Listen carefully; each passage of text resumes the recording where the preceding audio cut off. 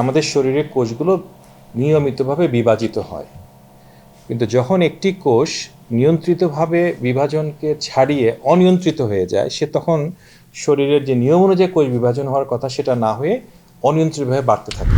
বিশ্ব ক্যান্সার দিবসের 2025 থেকে 27 পর্যন্ত যে প্রতিপাদ্য বিষয় সেটি হলো ইউনাইটেড বাই ইউনিক। এর অর্থ হলো স্বকীয়তায় ঐক্যবদ্ধ। অর্থাৎ হলো যে প্রত্যেকটা মানুষ স্পেশালিটিগুলো যে যার জায়গা থেকে ক্যান্সার নিয়ন্ত্রণের জন্য, ক্যান্সারের সুচিকিৎসার জন্য এবং ক্যান্সার রোগীদেরকে রিহ্যাবিলিট করার জন্য কাজ করে যাচ্ছে এবং সচেতনতা বৃদ্ধির জন্য কাজ করছে।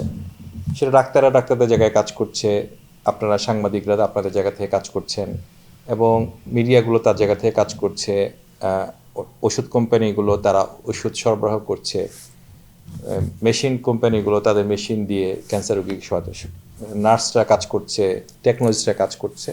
তো সবাই মিলে কাজ করে যে যার জায়গাতে অনেক বেশি দক্ষতার সাথে এই কাজগুলো করলে এটাকে বলছে স্বকীয়তায় ঐক্যবদ্ধ। মানে এই সবগুলো মানুষের চেষ্টার ফসল হলো একজন রোগী সুস্থ হওয়া বা ভালো হওয়া। ক্যান্সার কি আসলে?